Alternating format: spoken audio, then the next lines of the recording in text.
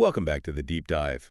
Today, we're tackling a really complex period from 2025. Mhm. We've synthesized a whole stack of sources, advocacy reports, economic analysis, news coverage, Right.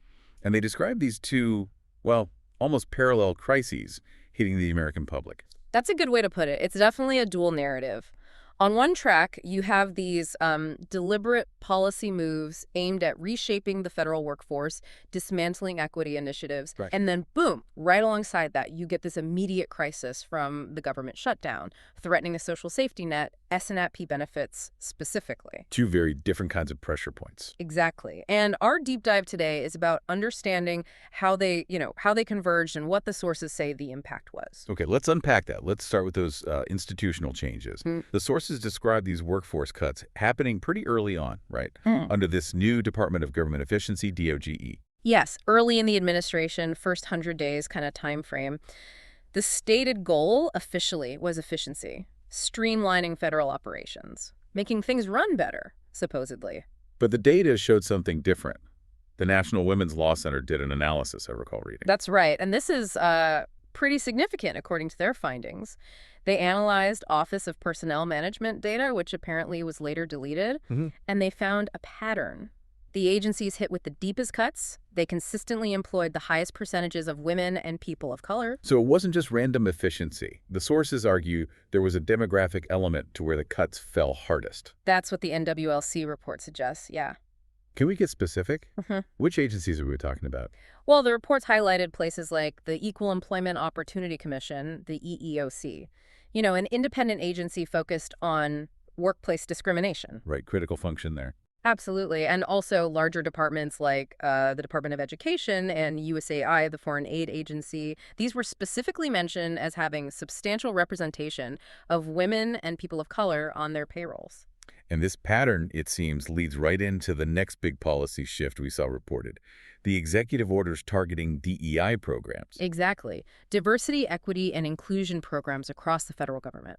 The administration's justification cited, and this is the term they used, discriminatory equity ideology. Very specific phrase. Very. And it drew immediate fire, as you'd expect.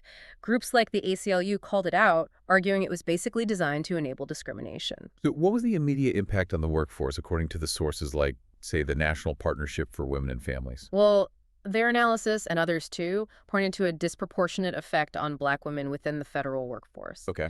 For many Black women, federal jobs had been a really important route to economic stability, so these cuts reportedly hit that pathway hard. And connecting this broader picture, these anti-DEI moves, did they have ripple effects beyond just the firings? Did they change the conversation? Sources suggest they did. They apparently amplified this narrative, this trope, questioning the qualifications of Black professionals, the whole DEI hire idea. Yeah. Implying people weren't hired on merit. Right. That's Right. stereotype. Exactly. And significantly, this lines up chronologically with some negative economic indicators for Black women that emerged in 2025. Things like a drop in labor force participation, a noticeable rise in Black unemployment figures. So the sources are drawing a potential line between the policy, the rhetoric, and these broader economic outcomes. That's the connection being made in the analysis we reviewed, yes. Okay, so that covers the systemic workforce changes. But then there was this other track, targeting specific high-profile individuals. This feels different, more personal maybe. It does. It shifts the focus from broad policy to direct confrontations with individuals seen as rivals or holding independent power. And there's a pattern here too, isn't there? Who were the key targets mentioned? Well, one of the most prominent examples cited was the attempted removal, which the sources stress was unlawful, of Federal Reserve Governor Lisa Cook. The first Black woman on the Fed board. That's a huge deal, challenging the Fed's independence. A major institutional challenge. Mm-hmm. And it's crucial to note, as you said, the courts ultimately blocked that attempt, but the attempt itself sent a message. And it wasn't just the Fed. The sources also document pressure on prosecutors, right? Yes, specifically prosecutors who had brought cases involving the administration or its allies, Fani Willis in Fulton County, Georgia, and Letitia James, the New York Attorney General. Both were frequently mentioned. And then it extended even to city mayors. Apparently so. In August 2025, reports surfaced of threats to deploy federal law enforcement in cities led by prominent Black women mayors, specifically Muriel Bowser in D.C. and Karen Bass in L.A. Wow. Critics called that. An attempt to undermine local authority, essentially. Political intimidation, according to the commentary at the time. And even individual members of Congress. I remember Representative Jasmine Crockett being singled out. That's another example the sources point to. Sustained criticism, including a demand that she take an intelligence test. Okay, so looking at this whole picture, the workforce cuts, the DEI rollback, targeting the Fed governor, prosecutors, mayors, a congresswoman, what was the cumulative effect? How did groups interpret this? Well, there was a notable press conference in September 2025. Yeah. A coalition of Black women leaders, Congresswoman Ayanna Pressley was among them. They described it quite starkly. What did they say? They called it a push-out of Black women from the American workforce. That was the phrase they used. A push out. Strong words. Very. And separately, economic analysis, like from the Center on Budget and Policy Priorities, argued that broader administration policies, things like tariffs, policies seen as favoring wealth over labor, were also disproportionately harming Black households economically. So we have specific targeting combined with broader economic headwinds, all impacting this demographic according to these sources. That's the picture painted by the coalition and the economic analysts, yes. Critics across the board labeled these actions racist, sexist, unconstitutional, leading to legal fights and activism. Okay, so that's the first major narrative track. Systemic changes, targeted actions, significant pushback. Now let's pivot to that second crisis you mentioned, the one that unfolded alongside all this, the government shutdown. Right, a completely different mechanism of crisis, but hitting potentially even more people and much more suddenly. This shutdown started October 1st, 2025, and it became the second longest on record, is that right? That's correct. And the immediate flashpoint, the thing that grabbed headlines, was the threat to SNAP. The Supplemental Nutrition Assistance Program. Food stamps, basically. Yeah. Helping billions of Americans buy groceries. About 1 in 8 people, the sources said. A huge number. And the USDA, the Department of Agriculture, posted this notice. Very blunt. It said federal food aid, SMAP benefits, would not go out on November 1st. Full stop. No benefits on November 1st. That creates an immediate, massive problem. Why? Why the hard stop? They're usually contingency funds, aren't there? There are. About $5 billion, reportedly, but the administration stated it wouldn't tap into those funds for SNAP. The reason given, cited in the USDA notice, was the well has run dry. The well has run dry, but was there a more technical or legal reason given?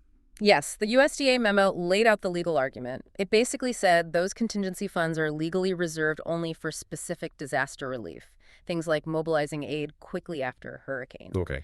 They even specifically mentioned a recent storm, Hurricane Melissa, as the kind of event those funds are for, not for covering regular benefits during a shutdown, which they argued wasn't the intended use. So a very strict interpretation of the fund's purpose. Extremely strict. And crucially, the memo also warned states, if you try to front the money yourselves to keep SNAP flowing, you won't get reimbursed by the federal government later. That puts states in a terrible bind. What did they do? It really varied. You saw a split. Some states, perhaps betting the shutdown would end quickly, pledged to cover the benefits temporarily anyway, keep things going. And others? Others took the warning very seriously. States like Arkansas, Oklahoma, they started publicly advising SNAP recipients to, prepare for the cutoff. Find local food pantries, community groups, that sort of thing. Basically, brace for impact. A real sense of impending crisis then. Yeah. And what was the underlying political fight causing the shutdown in the first place? Why couldn't they agree? Well, the sources lay out the deadlock pretty clearly. Democrats, who had pushed for using those contingency funds for SNAP, said they wouldn't vote to reopen the government until Republicans agreed to negotiate on extending subsidies for the Affordable Care Act, the ACA, which were set to expire. Okay, so linking government funding to ACA subsidies. Right. And the Republican stance was essentially the reverse. Reopen the government first, and then we can talk about the ACA. No negotiations under shutdown conditions. A classic standoff.